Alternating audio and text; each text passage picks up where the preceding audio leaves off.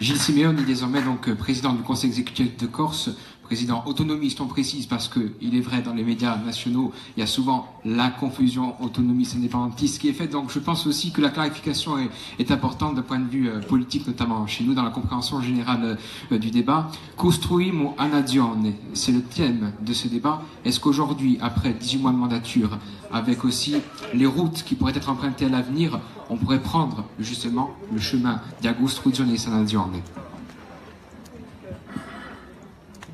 Buonasera a tutte e a tutti, è un piacere molto di ritrovarci oggi, anche perché lo facevo caldo, anche perché pensando ai nostri amici che sono partiti, penso di sicuro a Gian Maria, a Giancarlo stanotte, spero che il verito andrà meglio presto.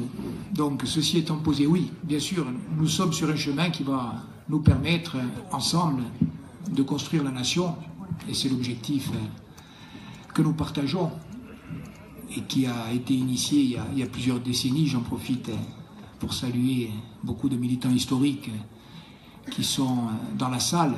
Nous l'avons dit souvent et nous le répétons encore plus volontiers ici en Corte, dans notre capitale storica. Nous sommes dans le fil historique du combat de ce peuple pour la reconnaissance de ses droits. Et le premier de ces droits, c'est bien sûr le droit à la vie, le droit à la construction d'une société émancipée, démocratique. Donc ça permet aussi de poser la question des institutions, même s'il n'y a pas que les institutions.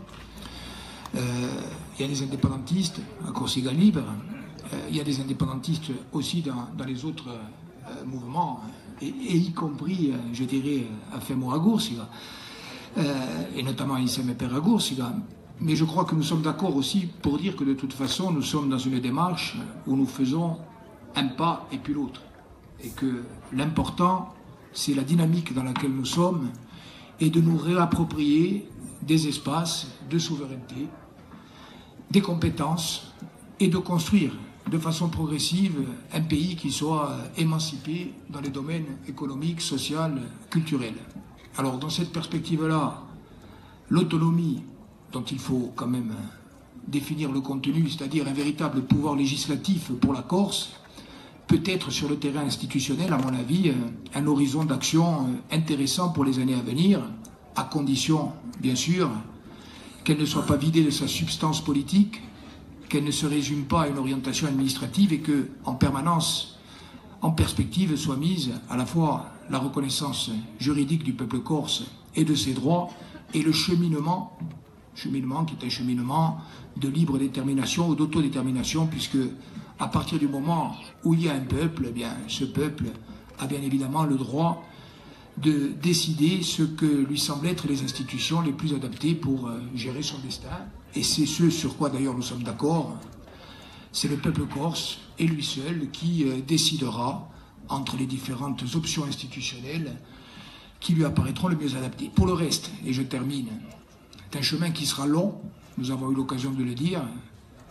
Nous avons essayé d'avancer le plus vite possible et le mieux possible pendant les 18 mois qui viennent de s'écouler. Je crois qu'ensemble, nous avons ouvert un chemin, nous avons gouverné ensemble, nous avons travaillé ensemble, nous avons travaillé avec vous et avec d'autres qui ne sont pas ici. Et ce chemin-là va se poursuivre. Il va se poursuivre en décembre prochain avec les élections territoriales qui arrivent.